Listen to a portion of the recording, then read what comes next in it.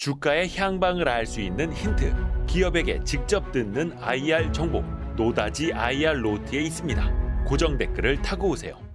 우리 경희대학교 김상균 교수님 어서 오십시오. 안녕하세요. 아유, 초대해 주셔서 감사합니다.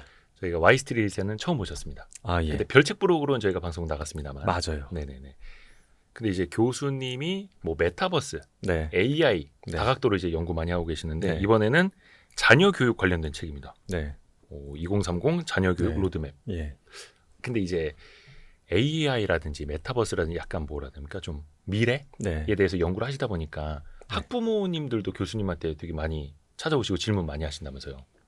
예, 독특한 케이스가 아마 일단 제 친구들은 뭐 많이 물어보는 것도 있고 네. 어떤 분들은 자기가 뭐 어떤 호텔에서 뭘 대접할 테니까 우리 아이 1대1로 한번 만나봐 달라. 뭐 나쁜 건 아이를 아니고 만나달라. 그렇죠. 그렇게 해서 이제 와, 그런 학부모님들의 열정을 보면 대단하다는 생각이 드는데 어떤 분들은 왜 이 미팅을 요청하는지를 거의 제안서 쓰듯이 해서 보내주신 분들도 계세요. 그렇죠. 교수님 바쁘신데. 예. 그래서 보다 보면 제가 뭐 초등 중등 교육 전문가는 아니지만은 네네. 저도 아이를 키웠고 또 교육 관련 프로젝트도 하고 있고 미래를 자꾸 보다 보니까는 교육에 대해서 이런 공학 기반을 갖고 있는 학자도 한번 이야기를 해볼 필요가 있겠다라는 생각이 들어서 이번 책을 마련했죠. 예. 공학을 기반으로 어떻게 보면 이제 미래학, 네, 아이들의 미래까지도 같이 이제 고민해 줄 수 있는 사람. 예. 실제로 그래서 교수님을 만나면 네. 학부모님들이 뭘 제일 많이 물어보세요? 가장 많이 들어보는 질문 지금도 의대 가면 되겠냐? 야, 의대는 괜찮지 않냐 네, 여전히 네, 네. 이런 거. 예를 들어 회계사나 변호사는 왠지 좀 불안해 보여요 교수님. 그래서 우리 애가 지금 많이 아직 이제 나이가 어려서 그런지 10살 정도 11살 정도인데 그때는 아직 뭐 문과이가 또 안 정한 거니까 네네네. 변호사는 왠지 그런 것 같고 그래도 의사는 괜찮지 않을까요? 약간 이런 거 물어보시는 분들이 제일 많았어요. 혹시 올해는. 그 아이들의 연령대가 얼마쯤 됐어요? 강남 기준으로는 10살이 평균이었어요. 제가 평균을 내봤어요. 이거 몇 살이에요 몇 살이 물어봤더니 10살이었습니다. 아니 그 무슨 뭐 피겨 스케이팅 미리부터 이제 가르치는 게 아니라 네. 거의 공부도 10살쯤부터 의대 네. 의대 진학은 어떻게 했느냐? 20년짜리 플랜이죠. 장기적으로 이제 20대 후반에 개원할 수 있으니까 20년의 플랜을 짜고 계시는. 전 되게 멋진 부모님이라고 생각도 했어요. 그걸 와. 뭐 나쁘다가 아니라 살면서 저도 그렇지만 국가도 그렇고 20년짜리 플랜을 갖고 있는 경우는 없잖아요. 얼마나 사랑하면 아이한테 20년치 고민을 미리 하겠습니까? 그리고 고민이 이제 온전한 방향으로 풀어가면 좋겠죠. 하기사 국가도 보통 이제 한 10년 이상 가는 장기 플랜을 짜면은 뭐라고 합니다, 막. 예. 그 대통령 임기가 얼마인데 예. 10년짜리가 되겠냐. 예. 근데 또 아이를 위해서는 우리 부모님들이 10년, 20년 플랜을 또 짤 수밖에 없겠고요. 막연하게나마라도. 제가 그런 부모님들한테 역으로 물어봐요. 혹시 그럼 뭐 아버님은 결혼하시기 전에 사모님하고 20년짜리 계획을 갖고 결혼하신 거죠? 그럼 저도 안 된다고 하시는데 그러니까 저는 멋져 보여요. 그런 부모님들이 고민을 많이 해주신다는 점에선. 예. 근데 최근 2년 사이에 가장 크게 변한 게 이제 AI잖아요. 그렇죠. 챗 GPT가 공개된 기 전과 후로 예. 어떻게 보면 이제 역사가 나뉠 정도로 네네. IT 역사가 나뉠 정도로 예. 그 사이에 학부모님들의 어떤 질문에 대한 방향이나 태도, 질문 네. 내용은 어떻게 가장 많이 달라졌을까요?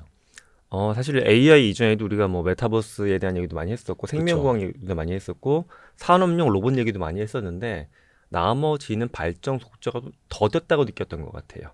지금 어떤 핵심적인 큰 변화를 주기에는. 근데 이제 AI 씬에서 가장 큰 문제점은 발전 속도가 너무 빠르고 너무 빨라서 이게 불안한 거예요. 너무 빨라서. 네, 또 하나는 우리가 이제 본능적으로 알고 있잖아요. 인간이 몸을 쓰는 직업보다 머리를 쓰는 직업은 훨씬 더 많고 보편적으로 소득이 좀 높은 편이잖아요. 네, 근데 AI가 결국 인간의 머리 쓰는 직업에 영향을 준다라는 걸 본능적으로 아시는 거예요. 그렇죠. GPT를 직접 안 써보신 분들도. 네, 그러니까 가만 보면 뭐 우리가 이렇게 공부해가지고 이런 과를 가게 되면은 나중에 화이트 칼라 직군으로 돈을 제대로 버는 걸까? 뭔가 내가 걸어왔던 길은 좀 달라질 것 같아. 우리 아이 길하고 비교해봤을 때 이렇게 보시는 거예요. 어떻게 보면 이제 화이트 칼라에 있는 부모님들이 더 불안해하는 거네요. 네, 특히 현업에서 AI가 도입되는 걸 보는 분들은 회사가 어떻게 바뀌는지 알잖아요. 그러니까 특히 뭐 저런 경우도 있죠. IT 계통이나 그런 데 보면 대기업들 기준으로도 작년부터 공채 안 하는 기업이 엄청 늘어났어요. 공채가 없어지고 있죠. 네. 사람을 뭐 적게 뽑는 것도 있지만 특징이 뭐가 있냐 하면 이제 무조건 뭐 A라는 대학에 B라는 컴퓨터와 관련된 학과 나왔다 그냥 뽑는 게 아니라 마이크로하게 사람들 들여다봐요. 왜냐하면 사람 뽑을 때부터도 AI 도구화 시켜서 뽑을 수가 있기 때문에 도구를 통해서. 그냥 어느 대학 어느 과가 우리나라에서 네. 최고 명문이니까 뽑아가 아니라 네. 사람 단위로 들여다보게 된다고요. 네. 그러니까는 그때그때에서 지금 봄이니까 이제 안 잡으면 안 된다가 아니라 그때그때 필요해서 10명, 5명 이렇게 뽑겠다고 생각하는 데가 많고 제가 관여하는 이제 작업 중에 하나가 제가 삼성전자 자금으로 6년째 사피라고 하는 삼성 청년 소프트웨어 아카데미를 이제 커리큘럼 짜고 운영하는 걸 도와드리고 있는데 이 과정이 정말 신기한 게 1년에 한 학생을 3,000명 정도 뽑아요. 20대 대졸자 미취업자들 중에. 예. 근데 이 친구들 순수 취업률이 85%예요. 좋은 기업 기준으로. 그러니까 삼성 그 청년들에게 프로그래밍 하는 기술을 가르쳐 주는 거예요. 가르치는데요. 예. 근데 놀라운 건 처음에는 저희는 걱정을 했죠. 약간 낯선 대학, 생소한 지역에 있는 대학에 예를 들어 인문사회계통 전공자 애가 이 친구를 뽑아서 IT 교육을 아무리 삼성 커리큘럼을 돌린다고 해도 1년 만에 얘가 취업이 될까? 잘 돼요. 평가도 굉장히 좋고. 그 이유가 상대방이 뽑을 때도 보게 되면 이 친구의 1년 동안 개발 레코드를 갖고 뽑는 거예요. 분석해서. 근데 이걸 일일이 사람 눈으로 볼 수는 없거든요. 요즘에는 개발자들 뽑을 때 AI를 통해서 그가 했던 레코드를 분석하는 것들도 많이 합니다. 기업들이. 그냥 가르쳐 주는 것뿐만이 아니라 그 사람이 그 청년 사피라고 하는 그 프로그램을 통해서 실제 어떤 프로그램을 개발했는가를 볼 수 있으니까. 요즘 개발자도 뭐 기터버 같은데 자기가 했던 거다 레코드를 남기니까 그런 걸 눈으로 다 보려면 너무 복잡한데 이제 끌어다 분석하는 것처럼 마치 빅데이터 분석하듯이. 그럼 상대방에 대해서 굉장히 객관적으로 볼 수 있다라는 게 요즘 또 채용 트렌드가 됐습니다. 근데 또 그렇게 배워놓으면 또 취업이 잘 된다라는 거고. 근데 앞부분에 그 의대 진학에 대해서 많이들 물어본다고 하셨잖아요. 근데 이 책에서 보니까 교수님은 단칼에 아이들에게 지금 의대 진학을 준비시키는 건 위험하다라고 하시던데 어떤 이유에서? 저는 일단 의사가 사라진다라고 생각하지도 않고 의사라는 직군은 숭고하고 중요한 직군인 건 유지가 되는 것 같아요. 근데 솔직히 저와 만났던 부모님들은 내가 인류애가 넘쳐서 우리 아이 의사 만들겠다라는 분은 솔직히 적었어요. 근데 좀 뭐 그렇게 아니더라도 좀 괜찮다고 보는데 어떤 분 저한테 이 워딩을 그대로 썼었어요. 어떤 아버님이 의사의 ROI가 우리 아이한테도 통할까요라고 하더라고요. 그래서 제가 좀 궁금해서 명함 드리면서 아버님 명함 줄 수 있나 해서 받아봤더니 뭐 투자회사에 있는 이모분이더라고요. 그러니까 그 용어가 일반적으로 쓰는 그러니까 ROI가 나오죠. 투자 대비 수익률. 그래서 아버님 생각하는 그런 투자하고 수익은 어떻게 보시나 했더니 한 20년 가까이 최소 10에서 20억 가까이 투자해서 애가 이제 개원을 해. 그러면 의사는 정년이 없으니까 40년 동안 한 120억 정도 올리는 수익을. 그럼 괜찮지 않냐. 내가 뭐 지식도 물려줄 수 있고 돈도 물려줄 수 있지만 이게 최공고가 되게 명확하게 내가 갑자기 사망할 수도 있으니까 뭐 이런 식의 얘기를 하더라고요. 근데 좋다. 근데 나는 20억 투자해서 의사 되는 거는 잘 모르지만 그게 만약 맞다고 쳐도 120억 리턴은 안 들어올 것 같다. 이 아이가 지금 미래가 됐을 때. 왜냐하면 지금 헬스케어 영역에서 AI가 주는 영향도 점점 더 증가하고 있고 중국 같은 경우에는 그 의학 분야의 AI 특허를 쏟아내듯이 막 만들어내고 있거든요. 그리고 올해도 해외에서 했던 의학 분야 AI 실험을 보게 되면 충격적인 것들이 많아요. 치과 영역에서는 뭐 AI가 로봇팔을 직접 움직여서 인간 의사보다 8배 정도 빠르게 시술을 마쳤던 물론 테스트 케이스지만 그런 것도 나왔고 스탠포드 외과 팀들은 360도 카메라를 설치해가지고 의사를 도와줄 수 있는 보조기구를 만들고 시작했거든요. 지금 수술방 장면 레코딩을 해가지고. 이런 게 점점 보급이 되면 의료 서비스의 수요도 증가하겠지만 인간 의사에 대한 수요가 증가하는 폭보다 도구가 좋아지면서 인간 의사의 어떤 규모나 사회적인 대우는 좀 낮아질 수 있다라고 저는 봅니다. 인간 의사에서 수요가 로봇 AI 의사로 넘어가는 거네요. 그렇죠. 한 가지 확실하게 짚고 넘어갈까 많은 분들이 이제 이 방송을 특히 빨리빨리 보시니까 책도 대충 보시면 인간에서 10,000명이 다 사라지고 AI가 되고 인간은 제로가 되는 거냐? 이건 말도 안 된다. 그건 말도 안 되는 거 맞아요, 저도. 하지만 이제 인간에서 10,000명이 필요했던 직군에 뭐 몇천 명, 절반 이하만 있으면 되고 나머지 좋은 도구가 이 역할을 보조해 줄 것이다라고 보는 거죠. 그러니까 지금 뭐 의대 정원 확대 이거라는 완전 별개로 어떤 AI 기술만으로도요. 근데 지금도 이제 로봇 수술들 많이 하시잖아요. 근데 그건 한켠에서 의사 선생님이 잡고 계시는 거고. 맞아요. 근데 그것까지도 AI가 한다는 거예요. 그렇죠. 실제 그 우리가 드라마 같은 데 보게 되면 뭐 다빈치 로봇이라고 해서 로봇팔 나오잖아요. 이게 이미 특허가 풀렸거든요. 특허 기간이 종료돼서 이거 이제 분해해 가지고 다르게 개조하는 팀들이 많이 있는데 추가적으로 어떻게 해볼까? 그중에 이제 AI 붙여갖고 자원 오퍼레이션부터 AI가 집도율을 높이게끔 하는 것도 이미 연구가 되고 있습니다. 그것도 많이 아마 여쭤볼 거예요. AI 시대에 가장 빨리 사라질 직업은 무엇일까요? 정말 많이 들어보셨죠, 그 질문. 현재 제가 그냥 현업에서 느끼고 있는 건 예. 상담사들이에요. 상담사요? 상담사가 뭐 텔레마케터 측면의 상담사도 있고요.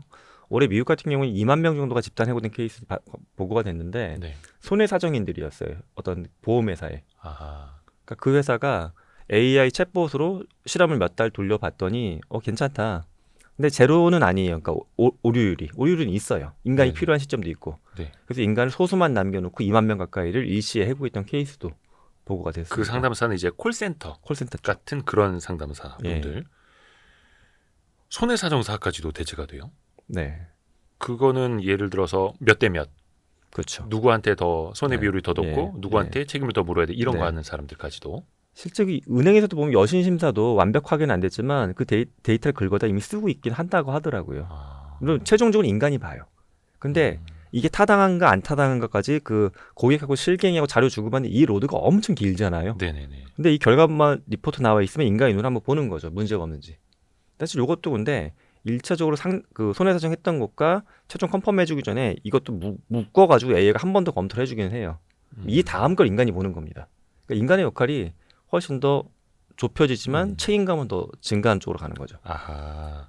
역할은 좁아지지만 책임감은 높아질 수밖에 없네. 네. 어떻게 보면 이제 사례 분석하고 빅데이터를 활용하는 그런 직업군들이 얼추 비슷하겠네요. 그렇죠. 음.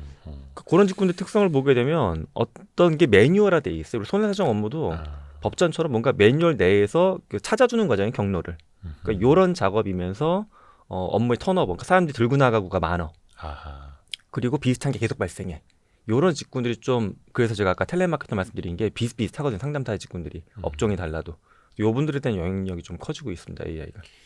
이미 뭐 보이는 ARS, 네. AI 콜센터 많아지고 네. 있잖아요. 예. 뭐 말씀만 하세요? 아니면 뭐 어떻게 해서 답변을 해드립니다. 짜여진 알고리즘에 의해서 답변이 또 나오기도 하고. 실제로 최근에도 콜센터에서 많은 분들이 좀 이렇게 일자리를 잃고 있다는 게 최근에 맞아요. 또 흐름이기도 하고 이미. 네. 매뉴얼화되어 있는 직업, 매뉴얼을 그냥 따라서 어떻게 보면 단순 반복하는 정신노동 혹은 네. 화이트 칼러 내에서도 매뉴얼화되어 있는 직업들이 네. 위험할 수 있겠네요. 예. 사실 뭐 변호사 제 친한 변호사 중에서도 그 리갈테크라고 해가지고 AI 전문가 맞아요. 변호사 서비스를 만드신 분들이 계세요. 예. 그분은 그렇게 보시더라고요. 본인이 변호사라는 직군을 갖고 있지만 마치 앞서 언급한 의사처럼 이게 과거의 그런 영화를 계속 유지하기 좀 어려울 것 같다. 그러니까 자동화 시키는데 자동화 시키기 굉장히 편한 게 이건 물리적인 오퍼레이션이 별로 없어요. 결국 텍스트와 데이터 문제거든요.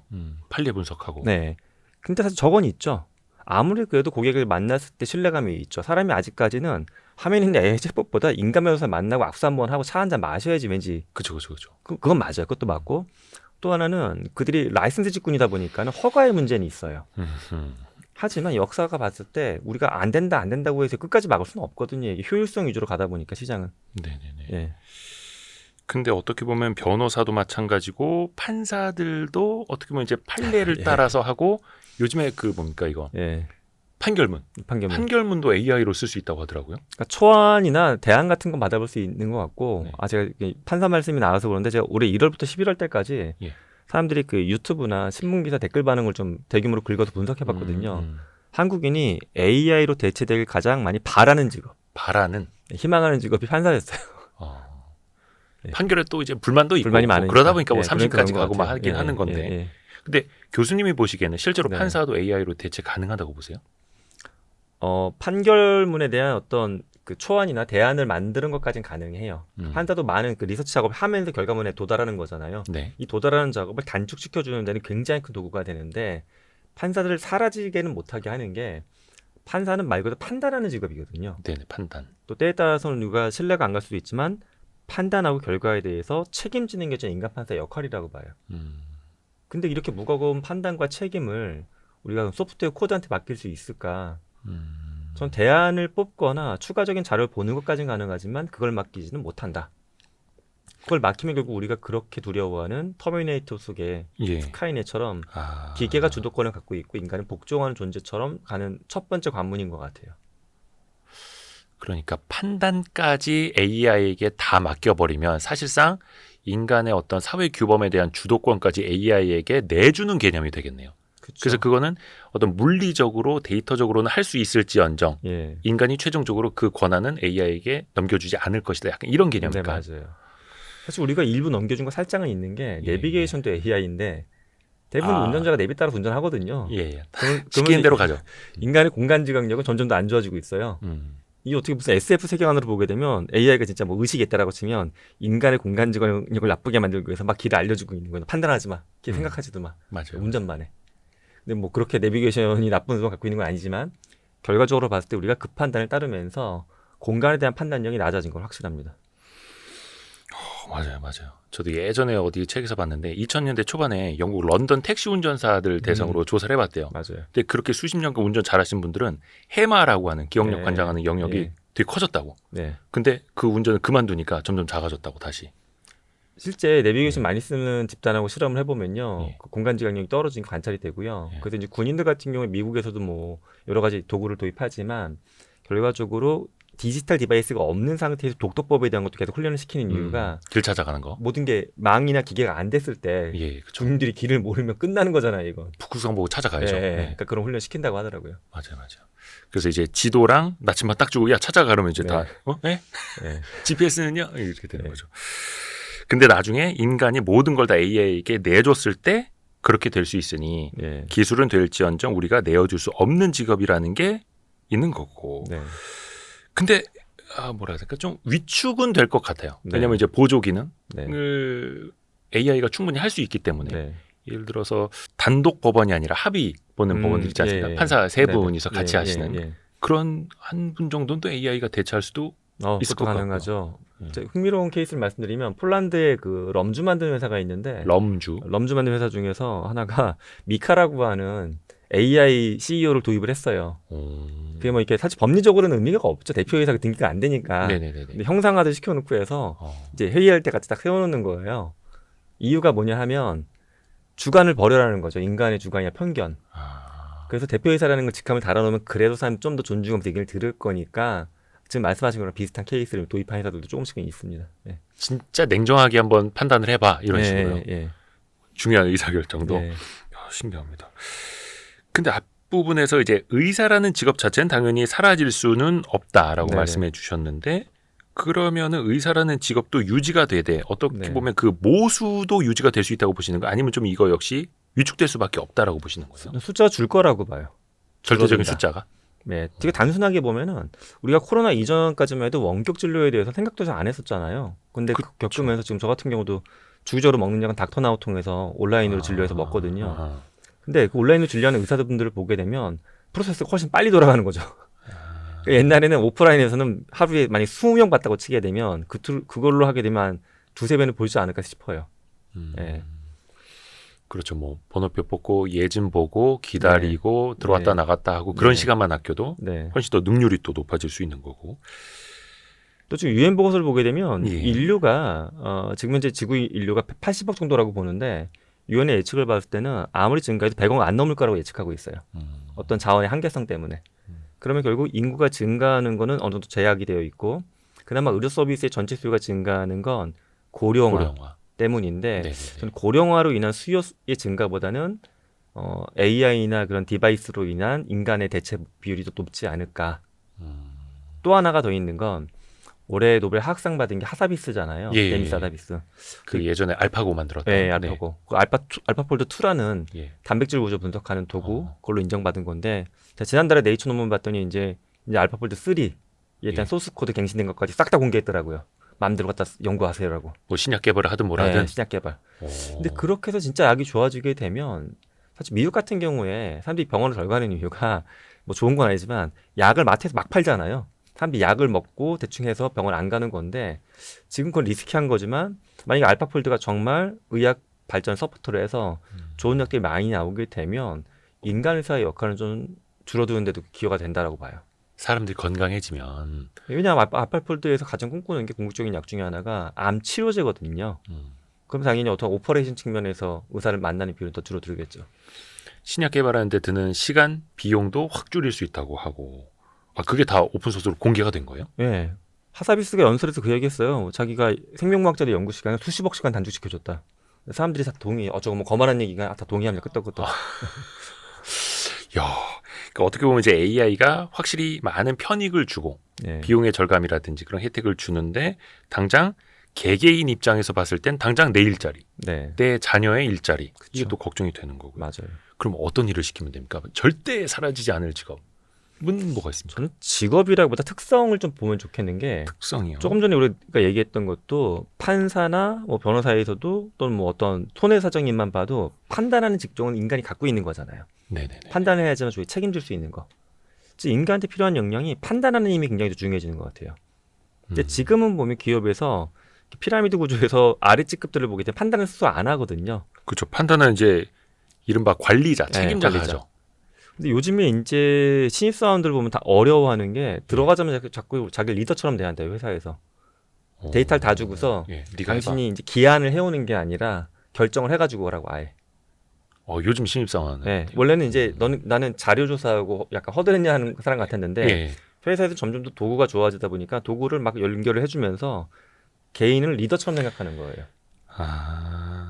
그러니까 도구가 없던 시절에는 한 3년차, 5년차까지는 시키는 일만 하면 됐는데 네. 도구가 좋아지니까 예, 2년차, 3년차도 예, 예전에 막 과정팀장이 하던 일을 해야 되는 거예요. 그렇죠. 일례로 뭐 만약에 예전에는 엑셀 같은 거 돌려가지고 막 데이터 뽑아가면 이제 그거 갖고 회의할 때 신입사원 설명해 주는 건데 이제는 그렇게 복잡하게 돌리지 않아도 데이터 분석을 AI가 도와주다 보니까는 네가 분석만 할 필요가 없지. 야, 네가 스스로 결정을 해갖고 하면 나한테 설명을 해줘까지 요구하는 거죠.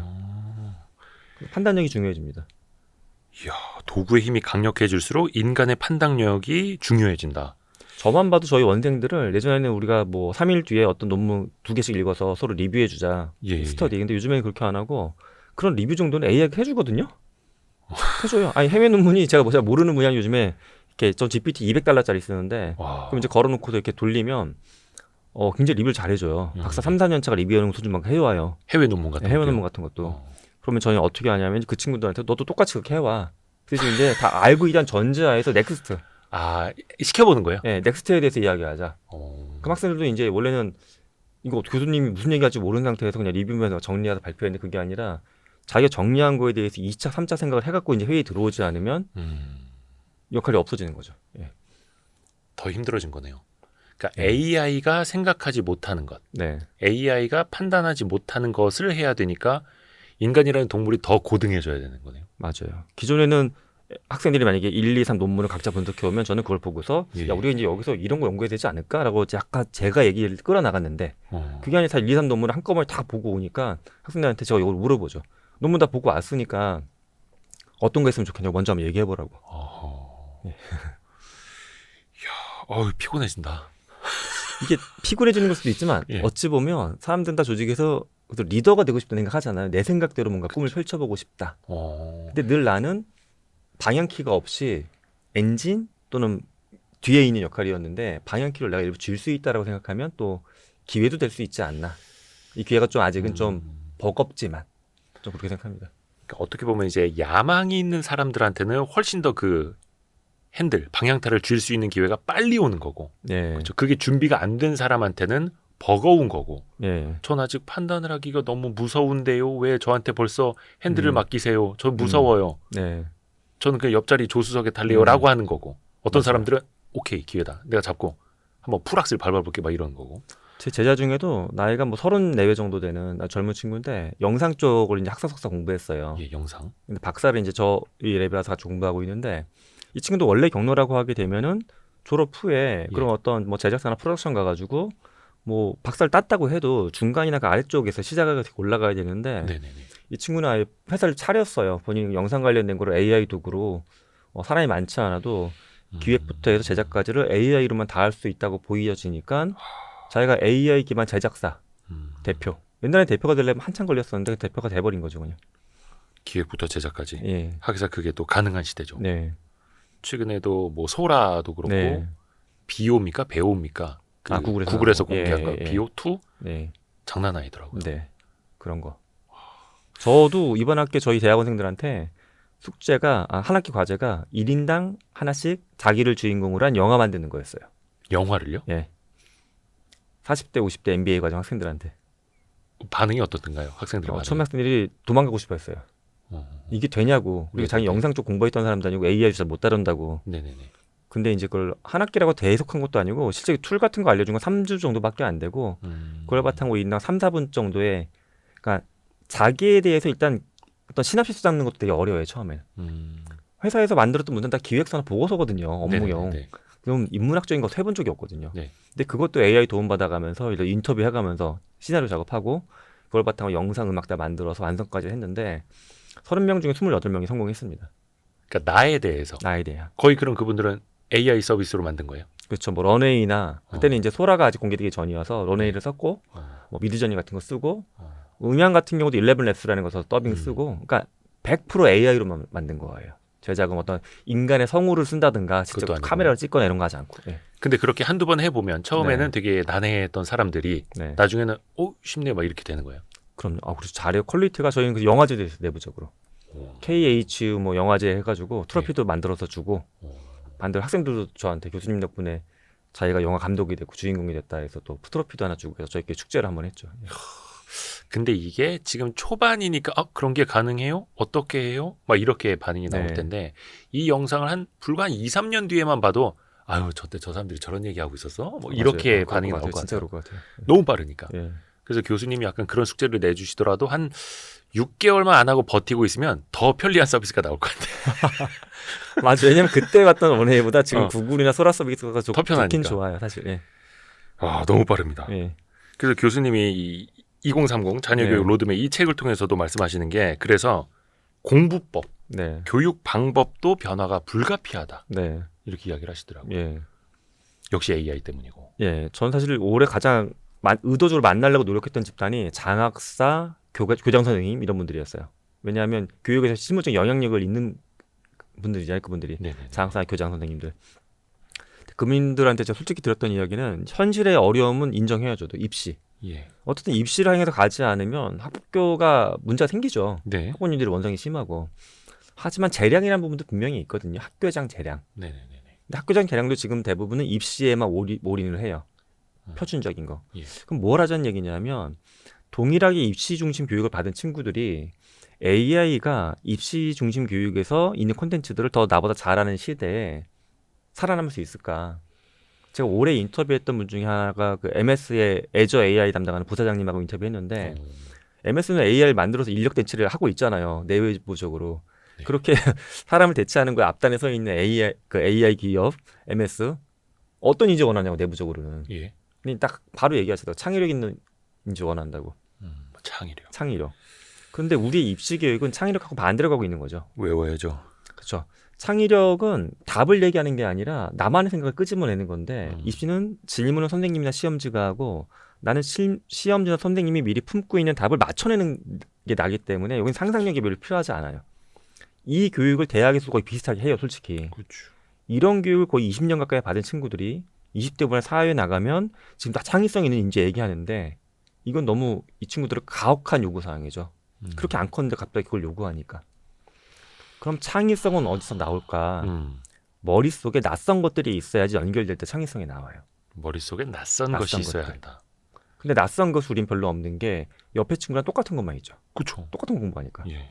그러니까 자꾸 회사에서 아이디어 내봐 하면 너희 다 세 놈이 안 잡고 똑같은 얘기해. 막 사람들이 화내는 게 예. 똑같은 걸 배웠으니까 그럴 수밖에 없는 거예요. 그렇지. 근데 그렇다고 교과를 버리는 게 아니라 예. 한 20%라도 재량이 있을 때 아이들이 입시하고 무관한 것도 도전할 수 있는 기회를 주자, 학교에서도. 그리고 이런 문화가 우리 가정에서도 필요하다. 재량이 네. 있어야 된다. 재량. 가정에서도 그렇고 네. 학교에서도 그렇고. 그 누가 그 말씀하시더라고요. 우리나라는 심지어 놀이터도 똑같이 생겼다. 그렇죠. 그래야지 옆에서 뭐라고 안 하니까. 표준, 규격화, 네. 미끄럼틀, 그네, 네. 뭐 이거 다 규격화되어 네. 있고. 외국은 그런 나라가 거의 없대요. 예. 다 그냥 자유롭게 혹은 맞아요. 뭐 네. 창의 예. 놀이터가 되는데 우리는 다 규격화가 되어 있고. 그러면 이 재량이라는 걸 그럼 어떻게 해야 될까요? 어떻게 주면 되겠습니까? 저는 그 재량의 기준을 물어볼 때 학부모님들도 재미나게 교수님 그럼 창의적인 그런 거 탐구 활동 할 수 있는 그 좀 학원을 좀 소개시켜 달라고 그러세요. 학원으로 들어가는 순간 또 창의력 이제, 과외. 예, 네. 비슷해지는 건데 저는 용도가 없는 걸 찾아보라고 보통 말씀을 드려요.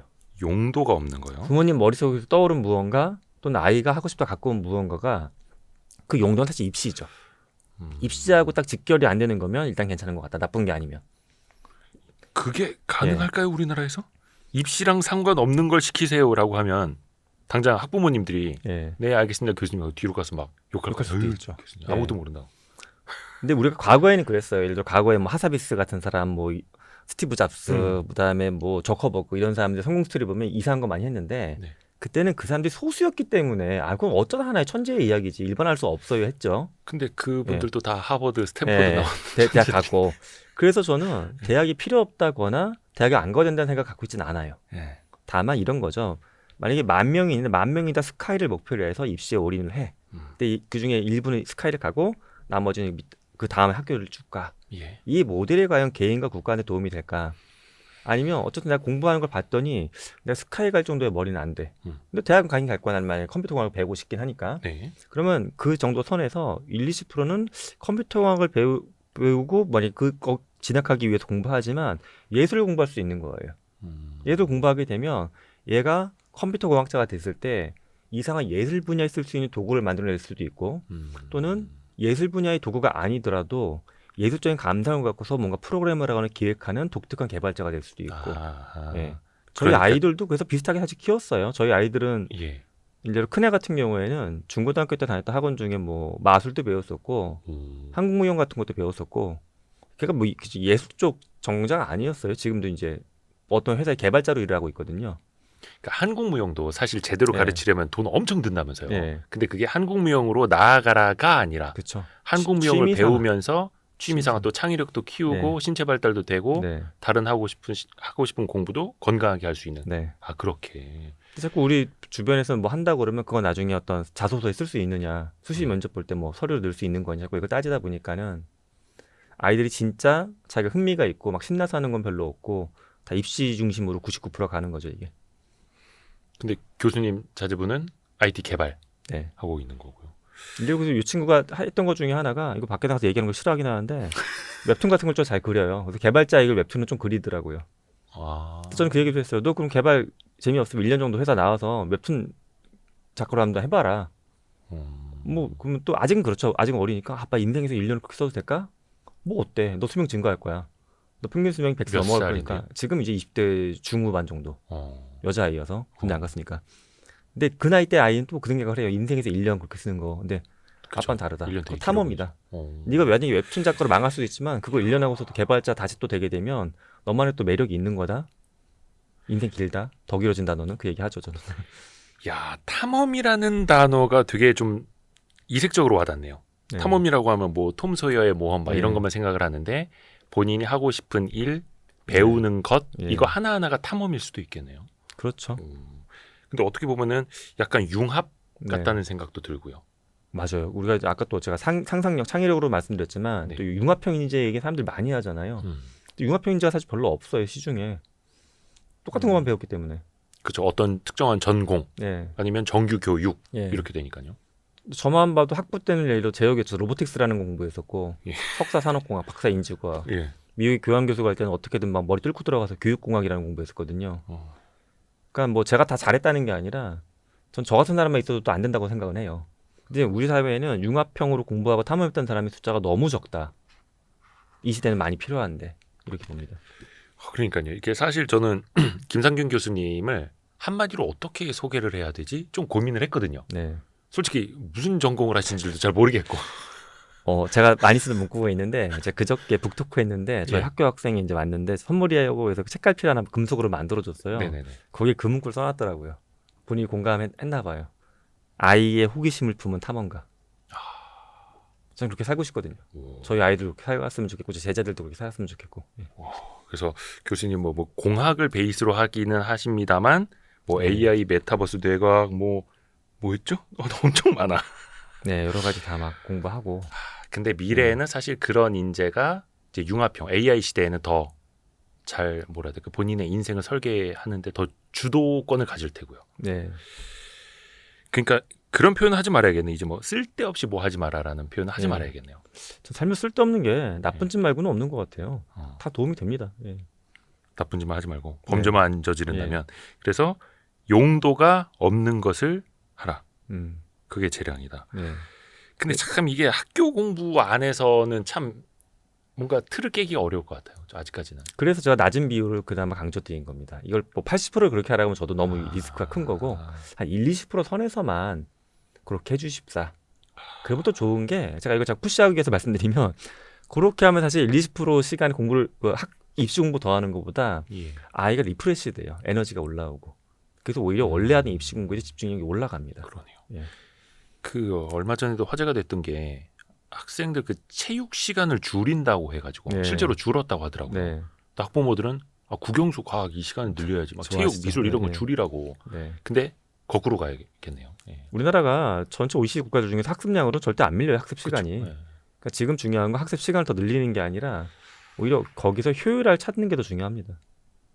근데 사실 학습량을 줄이고 효율화를 찾고 용도가 없는 네. 것 재량으로 좀 하고 다른 탐험을 시키고라는 네. 그걸 할 수 있는 부모님도 사실은 용기가 좀 필요해 보여요. 맞아요.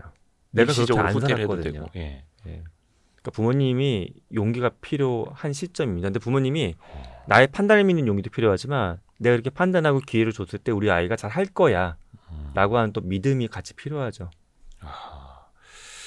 부모의 용기도 좀 필요해 보이고 그 교수님이 책에서도 학교의 간판, 네. 학위의 중요성도 달라질 것이다. 이 맥락으로 또 말씀을 하셨더라고요. 점점 전 뒤로 빠질 것 같아요. 앞서 언급했던 사피의 케이스만 봐도 그 졸업생들 중에 취업하는 거 보면 학교별로 무관해요. 통계적으로 무의미해요 거의. 그 학생이 1년 동안 뭐 했냐가 중요하지. 근데 이런 문화가 점점 커져야지 전 사회도 건전해진다고 봅니다.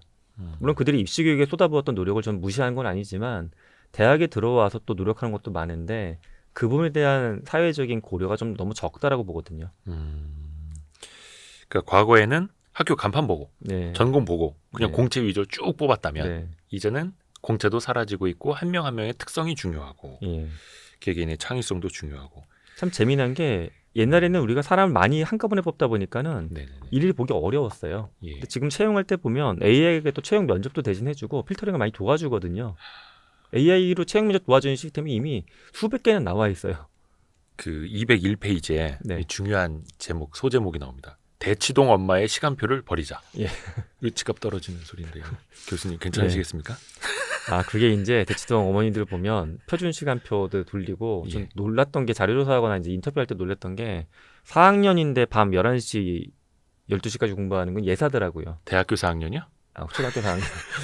그래서 초등학교 4학년이. 이 아이가 나중에 사회에 나가서 그 아이한테 도전 정신과 창의성을 이야기할 수 있을까? 물론 어떤 분들은 그 얘기 하세요. 엉덩이 힘이 셌던 아이니까 다른 거 다 잘할 수 있다. 근데 저는 그걸 뭐 전면 부정하지는 않지만 정말 좀 제가 강하게 표현하면 그렇게 해서 짜여진 시간표에서 돌아갔던 아이들은 시간표가 없을 때 움직이는 힘이 오히려 떨어져요. 본인이 스스로 판단하는 힘이 별로 없거든요. 늘 의지하게 되고. 그래요. 예, 올해 어떤 대학을 보면은 뭐 매년 터지는 일이긴 한데 대학에서 어머님이 오셔갖고 햄버거를 돌리는 케이스가 있었어요. 수업 듣는 친구들한테 햄버거. 햄버거 나눠줬다고요? 예, 전체 마치 초등학교 우리 철수랑 친하게 지내라. 지내라. 근데 그게 학생들의 반응을 보면 참 재밌는 게 뭐 버거킹을 안 돌려서 그런 거냐, 맘스터치여서 그런 거냐, 이게 중요한 쉑쉑버거 그런 게 중요한 게 아니라 에타에서 이제 그건 관련 얘기가 엄청 많이 올라왔어요. 저희 대학교 게시판에도 올라왔어요. 네. 에타에도. 근데 보면 무섭다고 그래요. 그 친구하고 뭘 할 수 있을까 우리가. 왜냐면 예를 들어 소개팅을 나갔다 트러블이 생기거나 조별과제하다 말 싸움이 났어. 예. 부모님이 찾아오시는 거 아니야? 저 친구는 스스로 판단하고 뭔가 책임지지는 못할 것 같다고 두려워하는 거지. 걔가 나쁘다는 게 아니라. 예. 아이고야. 애를 망치는 결과네요. 그래서 저는 부모님들이 내가 갖고 있는 계획이 가장 효율적인 거다라고 보시는데 이거 다르다고 인정을 해야 돼요. 시대가 변하는데 우리는 자꾸 인간 자기중심적이다 보니까는 한 시대에 살아가는 여러 세대가 동일한 세상을 살고 있고 이 세상도 다르지 않을 거다 앞으로도. 자꾸 주관에 빠져 있습니다. 근데 이게 약간 이제 전통적인 관점에서 저도 예전에 뭐 취재를 했던 네. 대기업의 뭐 인사 관련 담당자나 이런 사람들은 그런 이야기를 하더라고요. 우리가 좋은 대학, 명문 대학 출신을 뽑는 이유가 따로 있다. 네. 아까도 그 엉덩이의 힘 맞아요. 말씀해 주셨습니다만 힘든 공부를 밤새도록 해본 친구들, 네. 그렇게 해서 성적을 올린 친구들을 뽑아놨을 때 음. 뭐 일을 맡겨도 제대로 할 것이다라는 믿음이 있다라는 건데 그들은 실수하지 않죠. 수용성이 높으니까. 시키는 거 잘하고 예.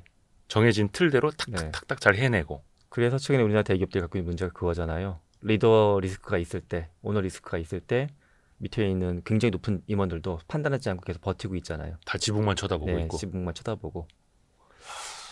저는 그러니까 그분들이 필요 없다는 얘기는 진짜 아니에요. 있어야 돼요. 조직을 보게 되면 카이라고 하는 모델이 있는데 보면 어답션하는 이제 수용하는 분들도 필요하고 이노베이티브한 사람들도 필요하거든요. 네네. 우리 사회 이때까지 해외과 참조해서 빠른 속도로 리더가 이야기하는 그걸 어답션할 수 있는 수용적인 인재가 이만큼 필요했던 나라였어요. 네네. 근데 이 비율이 달라지고 있는 거죠.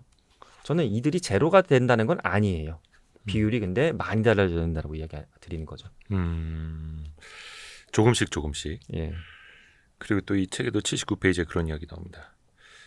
우리나라 학생들의 공부는 효율성이 너무 낮다. 예. 공부하는 양, 시간은 OECD 최장인데 예. 근데 그 효율이 낮다라는 건 어떤 의미일까? 사실 우리나라 학생들이 이제 똑똑하고 네. 해외 나갔을 때도 뭐 수학 뭐 1, 2등 다 네. 하고 막 이런다고 하지 않습니까? 그런데 뭐 그 좋은 지표도 있지만 좋지 않은 지표들도 많이 있거든요. 예. 예. 그러니까 저는 그렇게 시간을 노력을 해가지고 했으면 네. 모든 지표에서 거의 탑을 다 찍어야 되는데 일부 영역은 그런데 예를 들어서 뭐 창의성도 그렇고 인문학적인 사고력도 그렇고 이런 걸 보게 되면 사실 점수가 탑은 아니거든요. 그만 효율성이 낮다는 거예요. 그렇죠? 공부한 시간 대비. 예. 우리의 근무랑 비슷하다고 봐요. 한국인의 노동 강도가 항상 OECD 기준으로 1등부터 3등 안에 들어오거든요. 예. 그럼 우리가 세계 1등부터 3등 국가 1인당 소득을 보유내는 국가냐? 그건 또 아니잖아요. 그러니까 저는 우리가 참 안타까운 게 어른이나 아이나 굉장히 효율적이지 않게 많은 시간을 일단 밀어넣는 쪽으로 공부하고 일한다라고 보고 있어요. 일이든 공부든 예. 일단 밀어넣고 예. 때려넣고 일단 많이 하다 보면 잘 되겠지. 그 거의 그 인공지능 딥러닝을 그렇게 시킨 거 아닙니까? 막 때려넣고 데이터 때려 넣으니까 네. 인간처럼 이제 지능을 갖는 AI가 나온 건데. 그렇죠. 근데 인간이 근데 또 그것도 어느 순간부터 예. 더 이상 이제 많은 데이터는 필요하지만 흔히 이야기하는 파라미터의 개수는 더 이상 어느 수치 이상 늘리는 게 별 의미가 없겠다라고 얘기를 하니까 전 그것도 좀 흥미로운 지점 같아요. 그러니까 이제 우리나라 국제 학업 성취도 평가에서 예, 창의력 부문이 예, 창의적 사고력이 64개국 중 2위였다고 합니다. 네. 근데 그거 보면 어떻게 보면 그래도 창의적 사고력은 좀 높은 편이라고 볼 수 있는 거잖아요. 근데 도전 정신이 낮기 때문에 그 다음 게 안 돼요. 뭐냐하면 그걸 이제 사고는 할 수 있는데 인간이 인지하는 과정을 보게 되면 예. 질문을 빗대어서 보면 질문을 독특한 걸 머릿속에 품어. 음. 근데 한국 아이들이 질문 잘 안 하잖아요. 네네네. 아직까지 저는 긍정적으로 보는 게 질문할 수 있는 창의성이 있는 거예요, 마음속에. 거기까지는 있는데 네. 근데 이걸 뱉어내지 못해요. 입 밖으로 못 꺼내요. 뱉어내면 내가 책임을 져야 되는데 예. 책임을 지기 싫은 거죠. 못 지는 거죠. 왜냐하면 우리는 늘 답은 네가 입 밖으로 끄집어내는 건 정답 아니면 오답이었어요. 근데 질문 자체도 약간 그런 관점으로 보고 이게 이제 조직 문화에도 그게 접목이 되니까 말하지 않는 모범생들이 굉장히 많은 사회가 되는 거죠. 그걸 꺼내야 되는데 네. 그리고 또 질문으로 행동으로 네. 이어가야 되는데 맞아요. 품고 뱉어내고 해결하고 세 단계인데 우리는 뱉어내는 순간 내가 책임을 지거나 해결할 때 다 네 거야라고 해버리니까 이제 두 번째, 세 번째 프로세스가 안 들어가는 거죠. 그러니까 창의적인 사고력은 있으나 이 책에서도 교수님이 지적해 주신 게 혁신적인 비즈니스로 이어지질 않고 있다. 네, 그러니까 사실 저는 창의성이 있다 없다를 생각할 수 있느냐의 창의성을 말씀드린 거 아니었어요. 아까는 뭐냐면 생각을 해요. 근데 창의성이라는 건 나 혼자 잠잘 때 생각하고 집에서 나 혼자 생각하는 게 창의성은 전 아니라고. 이걸 사회적으로 예술적이건 과학적이건 비즈니스적으로 표출해야 되는데 창의성은 영역상 흔히 세 가지로 분류하거든요. 예술, 비즈니스, 과학, 창의성. 근데 모든 영역에서 우리나라가 뭐 다 못한다는 아니지만 예술 창의성은 그나마 최근 많이 올라왔죠. 예, K-팝이나 대중예술 많이 올라왔는데 아직까지도 비즈니스나 과학적인 측면에서는 많이 아쉽죠. 결국은 그거를 이제 실현해야 되는데 이거 역시 본인이 책임을 져야 하고 그렇게 도전해 보는 기회도 네. 많지 않은 거고요. 네. 그래서 이제 앞으로는 성적보다 성격이 더 중요한 시대다라고도 표현을 해주셨더라고요. 성적보다 성격. 네, 맞습니다. AI는 성격이 없어서 그런 걸까요? 일단 그렇게 볼 수도 있고요. 예. 중요한 포인트 말씀하신 거예요. AI가 이제 우리 업무 동료처럼 들어오는데 네. 업무 동료라고 해서 AI하고만 일을 할 수 있거나 AI로만 일할 수 있는 건 아니거든요. 예. 오히려 이 시대에 더 중요한 건 전 앞서 판단이나 뭐 도전이나 책임, 그러니까 창의성을 말씀드렸지만 정말 중요한 가치 중에 하나가 여전히 교감하는 힘입니다. 인간끼리 교감력 이런 거죠.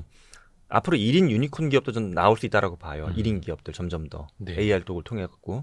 근데 이들이 결국 그럼 다른 기업에 있는 AI가 소통할 거냐 이게 아니라 인간 대 인간이 만나는 시는 계속 비즈니스 나올 수밖에 없어요. 근데 우리는 오히려 역행적으로 AI를 많이 쓰다 보게 되면 인간 대 인간의 교감력은 떨어져요. 제가 되게 쉬운 예를 들어드리면 예를 들어 캐릭터 AI라고 하는 구글이 갖고 있는 AI 아바타 플랫폼이 있는데 여기 소통을 사람들이 많이 해요. 재밌으니까. 네. 퇴근하고도 제 지인들 중에 보면 챗GPT랑 퇴근하고 대화하는 사람들이 솔로 중에 보면 네네네. 이들이 갖고 있는 문제점이 네. 인간을 만났을 때 대화를 어려워요. 점점 더 오히려 역설적으로. 그러니까 우리는 AI를 많이 쓸수록 사람을 상대하기 점점 더 불편해할 겁니다. 그래서 이거를 의도적으로 키워줘야 돼요. 네네. 인간끼리 소통할 수 있는 역량을. 인간끼리 소통할 수 있는 역량을 키워줘야 한다. 그러니까 그 컴퓨터 보고 뭐 채팅하고 네.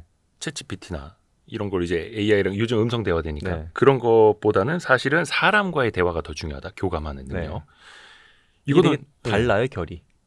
우리가 결이 컴퓨터 다르다. 디바이스에 껴있을 때는 예를 들어 인간 대 인간의 대화 중에 상당수의 컴퓨터 대화가 껴있을 때는 정량화돼 있어요. 예. 예로 이모티콘 많이 쓰잖아요. 네네. 이모티콘이 1년 그 시장 규모가 1조가 넘거든요. 그러니까 한국인의 감정 기류가 이 시장이 좀 증가하는 거 보면 리스크가 있다고 느끼는 게 한국인이 이제 세부적인 정서 표현을 잘 하지 않고 다 그림으로만 소통하는 거예요. 그러면 나중에 진짜 문제가 생겨서 이 사람은 화해를 해야 된다거나 예. 설득을 할 때 그 언어 구사가 점점 떨어져요. 카톡으로 네. 이모티콘으로 서로 표현하고 말하다 보면 예. 만났을 때는 네. 더 그렇죠. 서로 막 따봉 보내고 하트 보낸 사이였는데 네. 만났을 때 교수님 안녕하십니까? 네. 학생들이 실제 뭔가 실수하거나 했을 때도 저기 얌전히 이제 얘기를 하고 시간을 주거든요. 예. 근데 자기 의사표시 잘 못해요. 특히 정서적인 표현이 굉장히 부족하다는 게 전 느껴져요. 예. 정서적인 표현. 예. 그러니까 자기의 감정이 이래서 저렇게 했다라고 자기 감정에 대해서 표현하는 것도 좀 부족하고 상대의 감정이 어땠을까를 해독하는 능력도 점점 떨어집니다. 그게 서로 신뢰가 될까봐 그런 거는 아닐까요? 서로 예의를 갖추느라고? 아, 그게 예의라기보다는 저는 공포가 좀 더 큰 것 같아요. 그 과정에서 사실은 전달이 100% 늘 통하지 않기 때문에 잘못된 부분이 생기고 이걸 해결해 나가는 과정인데 이 해결해 나가는 과정이 본인이 익숙하지 않다 보니까 두려움이나 공포와 같은 감정이 있고 그래서 이 자리를 자꾸 피하는 거죠. 대표적인 사회적인 현상이 콜포비아 같은 겁니다. 사람들이 이제 휴대폰을 전화를 받는 걸 되게 불편해하거든요. 그렇죠. 젊은 사람들이. 그래서 어떤 사람들 보면 카톡으로 물어봐요. 전화해도 되겠습니까? 친구들, 이렇게 약간 친한 선후배들끼리. 그게 시간이 되느냐 물어보는 게 아니라 너 나하고 음성통화할 마음의 준비가 된 건지를 물어보거든요. 상대방이 불편할까봐. 불편할까봐. 예. 예. 그렇죠. 요즘에는 이게 원래 전화기인데. 그렇죠. 전화기인데 전화를 하면 신뢰라고 하더라고요. 예. 그러니까 저도 요즘에 뭐 기자니까 네. 직업이 그러니까 맨날 하루에 뭐 10통 20통 하는 네. 게 일이었는데 요즘에는 그래도 되나? 저도 학생들한테 싶고. 전화를 일부러 잘 안 해요. 어. 불편해하더라고요, 학생들이. 예. 그죠. 뭐 잘못했는 줄 알고. 예.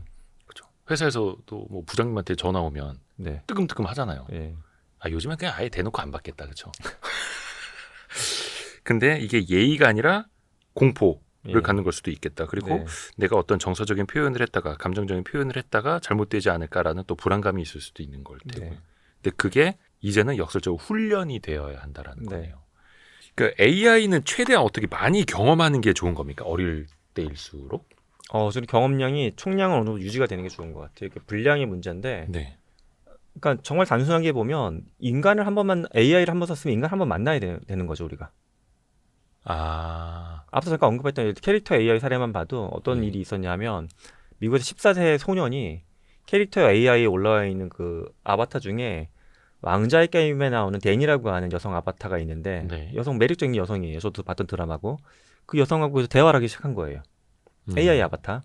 대화하다 보니까 너무너무 좋은 거죠. 이 친구가 만나고 싶고 막 네. 러블리하고. 네.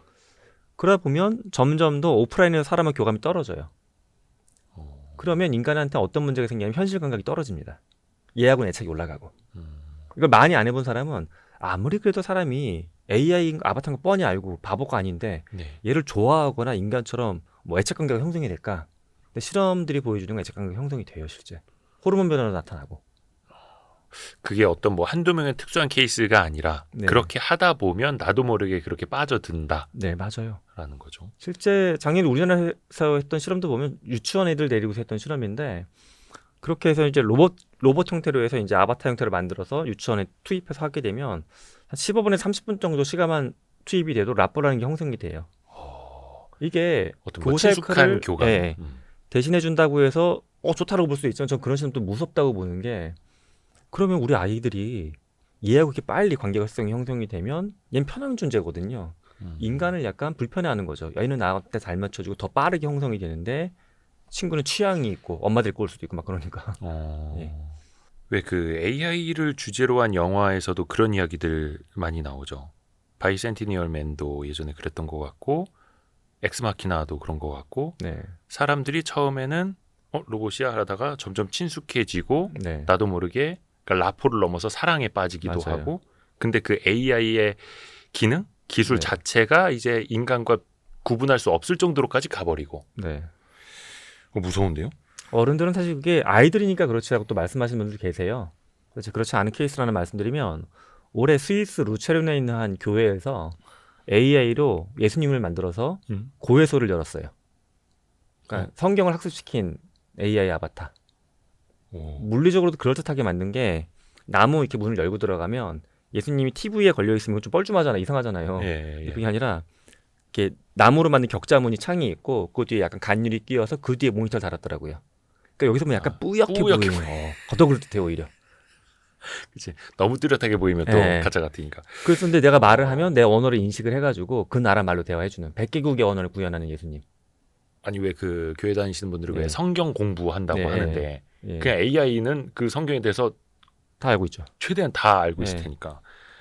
그래서 저는 이게 무서웠던 게 이거 실험에 참가했던 2달 동안 1000명이 다녀왔는데 예. 1000명 방문객 중에 3분의 2 가까이가 영적인 경험을 했다라고 응답을 했어요. 착각을 했다는 거죠. 예. 어.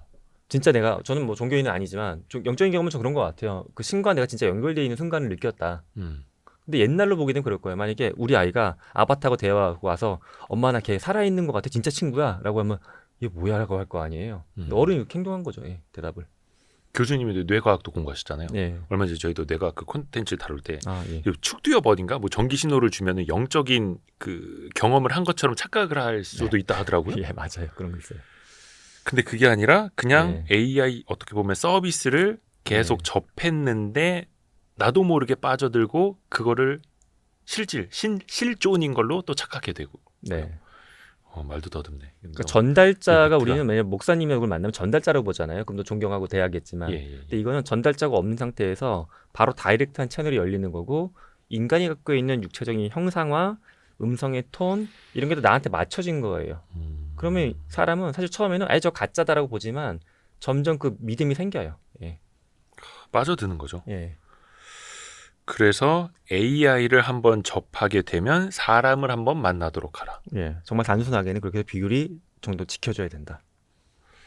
그러니까 예전으로 따지면 이제 게임 1시간 하면 1시간 동안 나가서 뭐 운동을 하게끔 한다든지 이런 게 지금 2024년, 25년에는 AI판으로 이렇게 와 있는 거네요.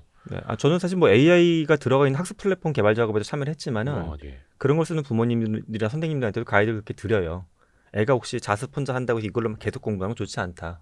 이거 있으면 모르는 거 친구하고 얘기해 보기도 하고 이렇게 해봐야지 얘하고만 너무 하는 건 좋지는 않습니다라고 말씀드립니다. 그래서 그럴까요? 더더욱 어떻게 보면 약간 뭐 도파민 디톡스라는 표현도 있듯이 디지털 기기에서 좀 빠져나오자. 다시 아날로그로 돌아가자라는 좀 움직임도 좀 있더라고요. 특히 이제 부모님들 입장에서 보면은 요즘에 논쟁거리가 디지털 교과서 아닙니까? 뭐 AI로 맞춤형으로 우리 애가 가장 약한 부분을 뭐 이렇게 학습을 시켜준다라고는 하는데 거기까지는 좋은데 태블릿 가지고 애들이 자꾸 딴 거 하고 있고 이 종이 질감으로 이렇게 책을 통해서 읽는 것보다 디지털로 봤을 때 또 흡수력도 흡입력도 좀 너무 약해지는 것 같고 이런 고민들을 하시잖아요. 맞아요. 근데 교수님은 이 디지털 교과서에 대해서는 어떻게 생각하세요? 장단점이 있는데요. 저는 일단 찬성 의견을 먼저 말씀드리면 찬성 의견은 교실에서 아무리 숫자가 적다고 해도 한 분이 20명 넘는 학생을 보시거든요. 한 교사가. 그러면 1대1로 그 아이 학습 상황을 파악하고 맞춰주는 게 불가능하죠. 그러니까 이런 거에 만약 연습 문제 10개 풀라고 시키는데 3개를 풀었어. 그러면 3개 푼 거 갖고서 4번부터 10번까지는 아이마다 다른 문제를 내줄 수 있는 게 AIDT예요. 만약 영어를 시켰어. 근데 선생님이 발음이 안 좋을 수도 있고 일일이 봐주기는 어려워. 근데 AIDT는 내 아이의 발음을 듣고서 발음을 또 교정해 줄 수가 있거든요. 이런 건 되게 좋은데 단점도 분명히 있어요. 단점은 기본적으로 많은 시스템들이 보여주는 건 사람들이 비슷한 걸 종이로 봤을 때랑 이 태블릿 기반으로 봤을 때 태블릿 기반으로 빨리빨리 봐요. 좋은 거야, 안 좋은 거야? 빨리 본다라는 건 저는 이게 나쁘다고 말씀드린 건데 뇌가 빨리 움직이는 게 아니라 대충 보고 넘기는 습성이 있어요, 사람은. 종이라는 거는 이렇게 하면 왔다 갔다 한번 넘어가면 다시 오기도 불편하고 하니까 습관이 있어서 보는 건데 디지털은 우리가 버튼화되어 있다 보니까는 볼륨 개념이 없어요. 샥샥 넘겨버려요. 그래서 그게 이제 학습이 속도가 나는 게 아니라 오히려 대충 본다라는 게 좀 걱정이 되는 게 있고 또 조금 전에 봤던 연습 문제 푸는 씬도 보게 되면 아이가 이거를 사실 오용할 확률도 있어요, 의도적으로. 예를 들어 3번까지 푸는 걸 몇 번 해봤더니 앞에 걸 헤매면 뒤에 게 쉬운 게 나와서 오히려 점수가 높아지는구나. 이게 학습이 되면 내가 풀 수 있는 애도 일부러 2개 틀려. 하나 맞춰. 그럼 4번부터 10번까지가 좀 쉽게 나오겠죠. 빨리 점수 높게 나와서 너 잘했구나, 상균아. 끝. 이렇게 될 수도 있어서 네네네. 제가 왜 이 말씀 드리냐면 우리는 아직까지 이런 방식으로 교육을 오랫동안 해봤던 데이터가 별로 없어요. 실험 데이터가. 그렇죠. 저는 장단점이 있다는 걸 인정을 하고 얘를 너무 많이 쓰지 말자라는 거예요. 교육에서도. 부분적으로 쓰면서 천천히 갔으면 하는 겁니다. 아하. 디지털 교과서 전면 도입이 아니라 부분적으로 조금씩 천천히. 네. 그러다 부작용이 더 발견되면 조금 줄였다가 속도 조절하면서. 맞아요. 일단 종이책을 없애는 건 종이책하고 물론 병행되는 게 디폴트긴 하지만 종이책 혹시라도 또 자꾸 안 쓰시는 분도 계실 수가 있는데 그거 자꾸 갖고 다니기 불편하다고 그러면 안 된다. 종이책이 먼저고 얘는 항상 보조. 아, 보조로. 보조. 그럼 보조로 병용하되 속도 네. 조절은 좀 필요하고 그렇다고 해서 디지털 교과서를 영영 안 쓸 수도 없는 흐름이고. 예. 아, 이게 참 저도 부모 입장에서 고민이 되더라고요. 왜냐면 성인 학습자들도 보게 되면은 종이책만 보시는 건 아니잖아요. 전자책도 그렇죠, 보고 온라인 플랫폼에서 뭔가 영상도 보시고 하는 거기 때문에 저는 디지털이 장점 분명히 있다라고 봐요. 다만 지금은 너무 좀 빨라서 걱정이 된다라는 거죠. 그 도입 속도가. 아까 우리가 융합하고 뭐 탐험 이야기도 했습니다만 책을 볼 때도 교재도 AI 디지털 교과서, 종이책, 네. 사람 만나서 하는 토론 네. 같이 해야겠네요. 아, 그럼요. 절대 한쪽으로 쏠리지 말고. 네네. 또 아마 이 질문 한 500만 번은 들으셨을 텐데 네. 우리 아이에게 코딩 교육을 시켜야 하나요? 이거 얼마 전에 누가 그 젠슨 황한테도 물어보더라고요. 예, 맞아요. 교수님은 근데 자제분한테 코딩 네. 교육을 시켰으니까 지금 IT 개발자가 네, 됐을 거 그때는 아니에요? 그랬어요. 근데 저는 이제 코딩이라는 걸 코딩도 말고도 언어잖아요. 네네네. 언어인데 당연히 디바이스하고 그러니까 기기하고 인간하고 대화할 수 있는 언어의 표준이 코딩이니까 예. 저희 아이들도 중학교 때 파이썬 같은 거 좀 보긴 했어요. 근데 그것도 뭐 엄청나게 딥하게 본 게 아니라 파이썬 툴 중에도 시각화되어 있는 재미난 툴들이 있어요. 예를 들어 프로그램을 짜면 미로 같은 게 풀려져 여기서. 아, 약간 게임화되어 있는 전 그 예. 정도까지 했고 아, 제 때도 좀 저 적극적인 부모님들은 뭐 대학에서 할 것 같은 거 막 시키는 분도 있었는데 저는 그건 좀 아니다라고 생각했어요. 오히려 이 친구하고 친해지는 게 중요한데 너무 고급 영어 배우다가 우리가 포기하는 사람들이 많은 거잖아요. 실제 외국인 안 만나려고 그러고 오히려 외국인하고 만나고 놀면서 영어를 배우는 게 좋은 건데 그렇게 접근했던 건데 그때하고 지금 사실 약간 달라진 부분에 있어요. 제가 최근에 젠슨함과 관련된 책을 이제 국내판이 나올 게 있어서 그걸 감수를 보고 있는데 오. 그 책에도 그런 맥락이 나오더라고요. 이야기가 나오는 게 젠슨함은 코딩보다 미래에 더 필요한 건 뭐 바이오나 생명공학 네. 쪽이다라는 네. 이야기를 하는데 이유가 그럼 미래의 기계하고 대화가 필요 없어서는 아니에요.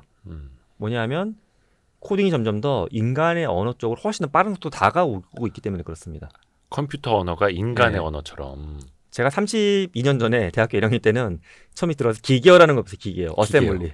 네네. 지금 학생들한테 그거 보여주면 기겁하더라고요. 이걸 어떻게 배웠냐고. 말도 안 된다고. 네네네. 그러니까 전혀 인간이 이해할 수 없는 거. 하다못해 C언어나 파이썬은 그나마 if, then, when에서 인간의 언어예요. 예. 근데 얘는 인간의 언어가 아니에요.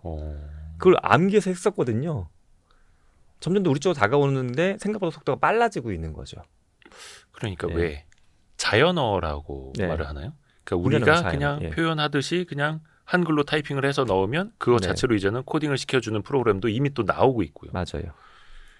그러니까 코딩 교육 한다고 했을 때도 저는 파이썬 정도는 약간 배우는 게 괜찮고 그거 플러스해서 뭐 GPT나 코파일럿 같은 거 써서 코딩을 이렇게 같이 협력해서 AI랑 하는 거 요렇게 해서 이제 재미삼아 해보는 것 정도까지 교육은 괜찮은 것 같은데 얘한테 이제 선행한다 해서 지금 대학교에서 배우는 그 어려운 랭귀지를 애한테 막 가르칠 필요는 별로 없다. 나중에 그거 안 써먹는다 라고 생각합니다. 어떻게 보면 약간 한자도 읽을 줄은 알아야 되듯이 코딩도 기본 교육을 통해서 읽을 줄은 아는 게 좋다. 이 정도로. 네, 기본 틀을 이해할 수 있는 정도. 예.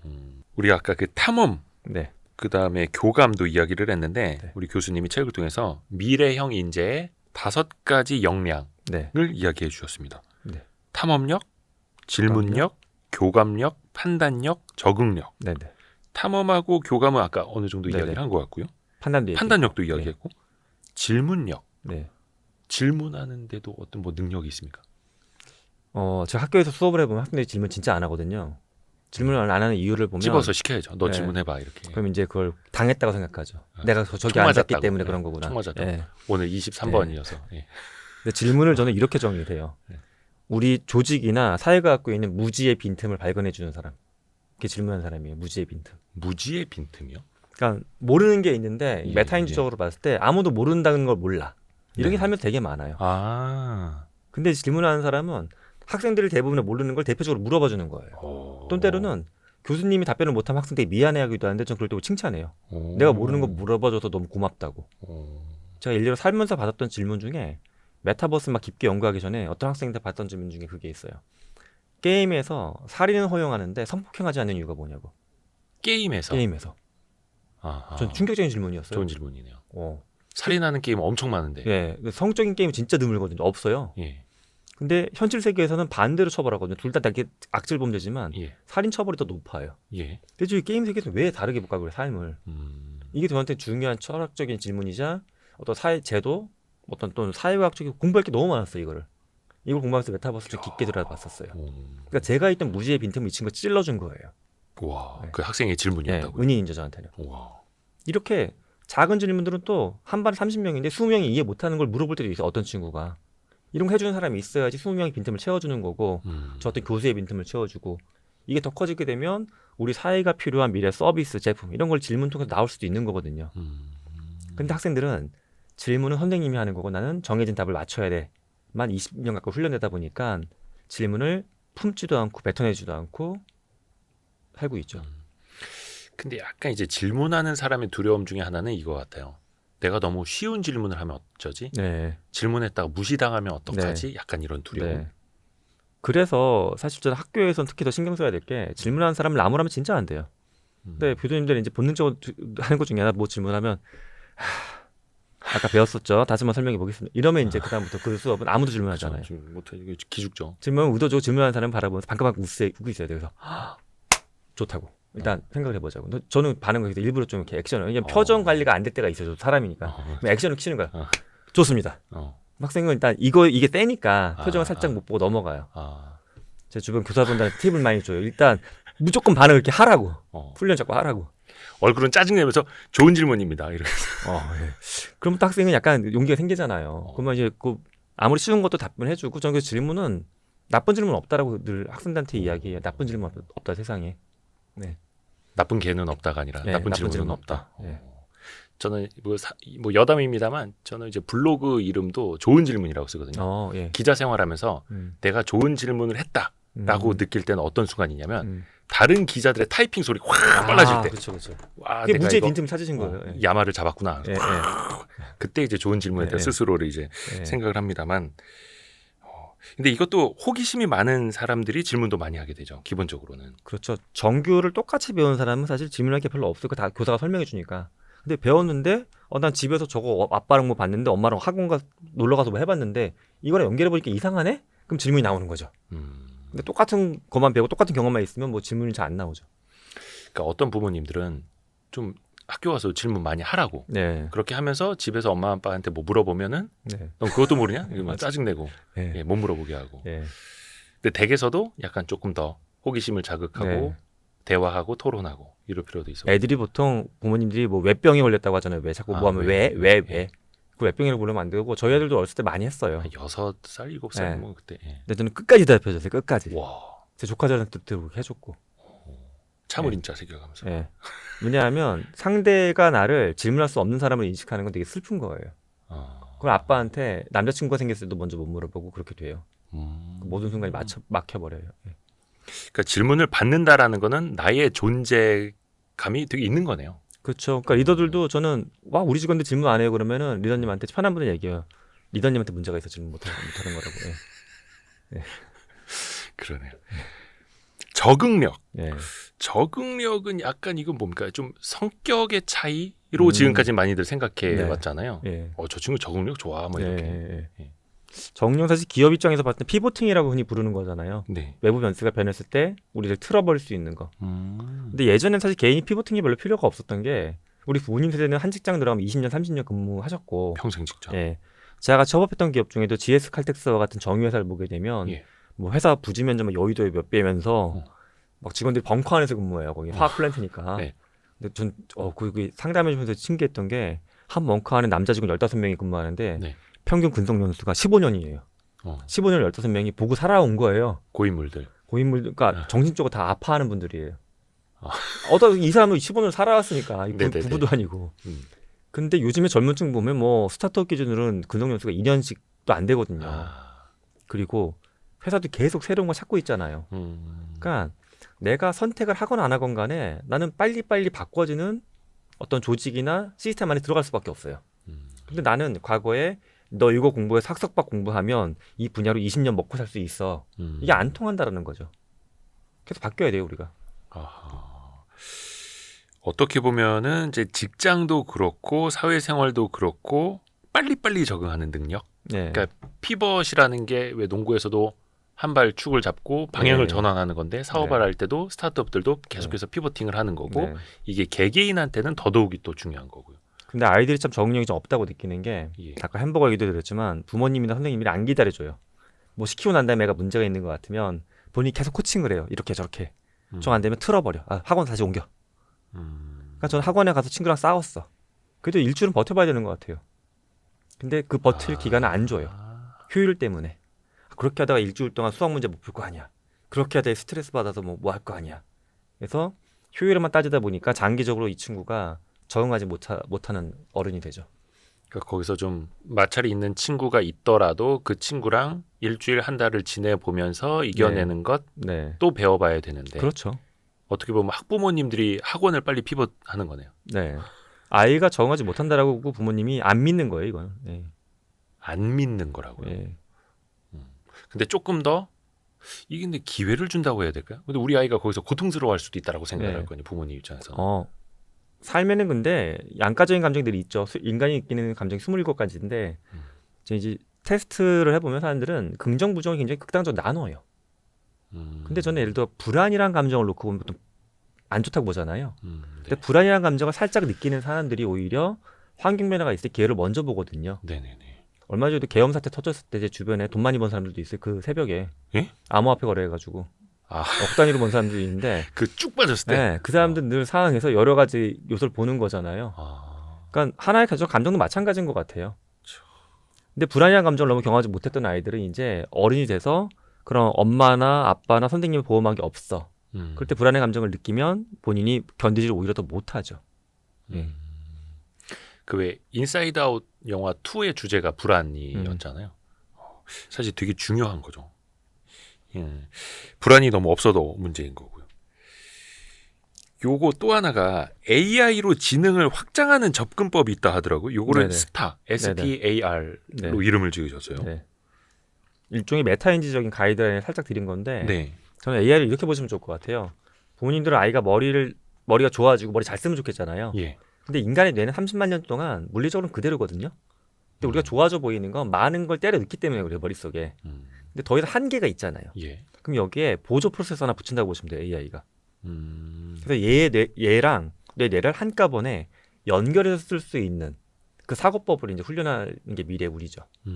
이걸 좀 쉽게 보면 전 전자계산기에서 엑셀 넘어가는 시점이 제가 대학교 다닐 때인데 제 지도 교수님 중에도 끝까지 전자계산기를 학점내던 분이 있어요. 엑셀 배우기 귀찮으니까. 전자계산기 이거 활용하는 거예요. 활용하는 거. 근데 이분은 엑셀이라고 하는 더 좋은 머리를 편하게 쓸 수 있는 도구를 계속 거부하고 있었던 거거든요. 그래도 사람이 계산기를 쓸 줄 알아야지. 어떻게 컴퓨터에게만 다 맡겨. 귀찮기도 하고. 근데 우리 아이들은 AI로만 머리 쓰는 건 아니겠지만 AI를 활용해서 함께 머리 쓰는 시대를 살아갈 거니까 이 메타인지 쪽으로 이거 쓰는 거는 좀 훈련이 돼야 된다. 근데 나쁜 쪽으로 쓰는 친구들은 이미 많아요. 학교에서 보면 AI로 나쁜 쪽으로 자기 머리 안 쓰게. 숙제. 숙제할 때 보면 이런 거에서 프롬프트 어떻게 넣으면 얻는 과목의 리포트가 잘 나온다. 이런 게 공유가 돼요. 팁이. 약간 몰래. 그러면 이제 본인이 밤새서 해야 될 걸 10분 만에 끝내고서 아싸 하고 이제 좋아하죠. 나 성취했다, 이겼다. 근데 도대체 뭘 성취했는지 A 플러스는 가져갈 수 있을지 몰라도 예. 그 학문에 대해서는 본인은 아무것도 성취한 게 없는 게 되죠. 그게 어디서부터 시작이 되는 겁니까? 이 네. STAR. 보통 우리는 어른들도 그렇게 살았기 때문에 지금 네. 말씀드렸던 이 학생의 방법은 R이에요. 리커버. 내 시간을 줄여야 된다. 노동을 줄여야 된다. 회수해야 된다. 예. 근데 저는 이런 학생들이 오면 이렇게 가이드 해줘요. 네가 일단 써봐. 네. 써보고서 그럼 기획학서도 낼 거면 제가 AI를 왜 써요, 교수님? 서브스크립션을 왜 $20? 그 다음에 물어봐, AI한테. 일례로 제 자료들도 많이 있으니까 김상균 교수의 책 같은 거 이렇게 링크한 다음에 이런 관점 갖고 있는 교수가 평가한다라고 하면 어떤 점 지적할 것 같은지. 그럼 A가 기가 막히게 피드백 해줍니다. 그러면 그거를 뭐 다 거치는 건 아니겠지만 내가 납득이 되면 몇 개를 또 수정해 볼 수가 있겠죠. 그러면 이건 리커버의 접근이 아니라 시간은 더 증가해요. 돈도 더 써야 되고. 하지만 내가 갖고 있는 역량을 앰플리파이, 증폭하는 거죠. A예요. A. 또 저 어떤 친구한테는 그럼 네가 할 수 있는 범위는 어디까지 하면 저는 이거 전공했으니까 여기까지만 가능해요, 교수님 해요. 네. 근데 네가 아무리 컴퓨터공학 공부하고 경영학 복수 전공했던 친구지만 너무 이 설계도 이런 거 예술적인 게 없어, 디자인이. 좀 예술을 몰라요. 팀원도 없고. 아니 AI가 있지 않아. AI 써가지고 네가 못했던 만약 사업 계획 썼는데 앞에 영상도 한 30초 넣고 음악도 깔고 해가지고 예술적인 브리핑을 한번 해보면 어떻겠어. 이번 거에 대해 이번 프로젝트에 대해서 조별 과제. 그러면 그건 트라이의 영역이죠. 살면서 한 번도 생각하지 못했던 예술적인 감을 갖고 있는 나. 근데 그것도 AI 도움 받으면 끼워넣을 수가 있죠. 이 T. 마지막 S는 정말 단순한 건데 살면서 시간 없다고 안 하는 게 되게 많아요. 저 같은 경우도 원래 안 했던 게 다른 분야 논문 중에 농업이나 건축 이런 논문은 잘 안 봤어요. 솔직히 말씀드리면. 제가 공부했던 테크 영역에서 좀 거리가 좀 더 있다라고 해서. 요즘에 생명공학 논문도 보고 농업 논문도 꽤 찾아봐요. 네. 이게 시간 단축이 엄청 되거든요. 얘가 스타트. 그러니까 시간을 거의 안 쓰고도 얘가 스타트를 시켜주는 거예요. 그냥. 이렇게 해서 STAR. 내가 넘지 못했던 문턱이 훨씬 더 낮아지는 거네요. 전반적으로. 그래서 스타트, 트라이, 앰플리파이, 리커버. 예. 그리고 또 다시 스타트. 네. 계속 도는 돌아가. 거고. 이게 훨씬 더 편리해진다, 쉬워진다. 네. 이게 진정한 AI 시대의 메타인지다. 근데 대부분의 우리 아이들은 제가 만난 거는 리커버리에만 집중하고 있다. 어떻게 하면 내 시간하고 내 덜 써갖고 리포트를 빨리 낼 수 있을까? 그러게요. 이게 사실 AI 서비스가 이제 도처에 많아지고 있는데 네. 도대체 이걸 어떻게 활용을 해야 되느냐가 또 근본적인 이제 질문이 되는데 거의 뭐 시간이 한참 지났습니다. 저는 계속 경영자들한테도 이 얘기를 드려요. 그러니까 이 프레임이 아주 완결성이 높은 건 아니지만 기본 틀로는 뭐 생각해 볼 만해서 회사에서 이번에 하고 있는 AI 프로젝트 또 직원들이 AI 쓰는 거 현황을 조사했대요. 네. 좋다. 이런 자료가 있으면 너무 좋은 자료니까 스타일 한번 매핑을 해보시라고. 막 해보면 경영자들이 우리 직원들은 70%가 리커버리만 하고 있네요, 교수님 이래요. 이러면은 좀 안타까운 거죠. 진짜 케이스 하나 말씀드리면 이런 거예요. 어떤 원천 기술 연구하는 기관이 있는데 원천적인 핵심 테크 우리나라의 기관 기술 연구하는 기관이 있는데 해외에 기술 판매하는 거를 해요. 그러면은 문서를 번역하잖아요. 뭐 영어나 아랍어로. 근데 이제 직원들이 좋아하는 게 이제 사람 안 쓰고 이거 번역하기 훨씬 싸게 빨리 된다고. 우리 AI 쓰고 있다고. 그래서 이것도 아까운 거죠. 그게 그냥. 계속 리커버 영역에만 있는 네. 거예요. 그럼 저는 가이드를 드리는 게 상대방에 대한 백그라운드를 서치 한번 해보자고. 그 아랍에서 그 담당하는 바이어 나와요. 예. 이 바이어를 여기 집어넣어. 이 바이어가 좀 더 감동받을 수 있게끔 맥락을 바꿔줘. AI가 이것도 돼요. 그러면 그냥 단순 번역이 아니라 이 사람의 특화된 번역이 돼요. 그게 증폭, 앰플리파이가 되는 더 잘하는 그렇게 거. 하면 이런 식으로. 예. 요거는 나중에 그 아이들한테 AI 서비스를 활용하도록 할 때도 요 방식을 조금 한번 길들인다고 해야 되나? 좀 활용해 보라고 해야겠네요. 네. 그 AI를 자꾸 하다 보게 되면 AI가 없는 씬에서도 내 뇌가 또 그렇게 돌아가요, 혼자. 예. 그죠. 나중에 이게 체득이 되면. 네, 체득이 되면 점점점. 그럼 내가 AI를 쓰면서 성과도 나오지만 내 머리도 좋아지는 거죠. 나중에 이런 거는 뭐 본인이 이제 공놀이를 하거나 야구할 때 이제 글러브와 배트를 어떻게 잘 활용하느냐를 배우는 것처럼 AI를 가지고 어떻게 더 잘 활용할 것인가가 체득이 되는 거네요. 너무 신기합니다. 근데 몰랐던 부분이 저도 열심히 책을 봤습니다만 설명을 역시 같이 들으면서 봐야 됩니다. 책은 설명을 들으면서 봐야 됩니다. 마지막으로 우리 걱정하시는 혹은 기대하시는 학부모 분들께 마지막으로 좀 당부 말씀을 좀 하나 해주신다면. 저는 이 질문을 가끔 재미삼아 드리는데 만약 인류의 역사에서 현재까지 태어났던 생존자들의 총합을 100명이라고 스케일 다운해서 한번 가정을 해보세요. 100명. 그럼 앞으로 지구에 몇 명이 더 태어날까? 일종의 페르미 추정인데 네네네. 이거 추정을 해보라고 하면 대부분의 부모님들이 어른들이 100명보다 작은 숫자를 이야기하세요. 여태까지 30만 년 동안 100명 태어났으면 앞으로 뭐 50명 태어날 것 같다. 예. 이렇게 얘기하는데 이거 다 정답은 없어요. 근데 저도 이제 찾아봤죠. 인류라고 하는 포유류가 멸종할지 지구의 운명을 얼마나 갈지 따져봤더니 적게 따져봤을 때 한 지금보다 10,000배 정도 많은 100만 명. 진짜 길게 따지면 1억 명 가까이가 태어나더라고요. 근데 아무리 적게 봐도 인류 문명은 지금 초창기예요. 극초창기. 아. 저 그걸 말씀드리고 싶었어요. 극초창기이기 때문에 우리 아이들이 만들어갈 미래는 우리가 살아왔던 몇십 년보다 훨씬 더 창대하고 멋있어질 수도 있습니다. 반면에 굉장히 꼬꾸라질 수도 있고 인류 문명 시작이니까. 시작이라는 어떤 사명감과 책임의식을 가지고서 아이를 바라봐 주셨으면 좋겠어요. 나하고 똑같이 살았으면 하는 마음은 조금 줄이시면 좋겠습니다. 인류의 문명은 이제 시작이다. 이제 시작이다. 우리 자녀 때는 나와 달리 살아도 된다. 네. 조금 더 마음을 더 편하게 가지셔야겠네요. 네. AI 시대 우리 아이는 적응할 것인가 도태될 것인가. 이것도 되게 좀 불안한 이야기인데. 책 앞에 써 있는 내용입니다. 예. 2030 자녀교육 로드맵 함께 읽어봤습니다. 김상균 교수님 좋은 말씀 너무 감사드립니다. 고맙습니다. 고맙습니다. 감사합니다. 고생하셨습니다.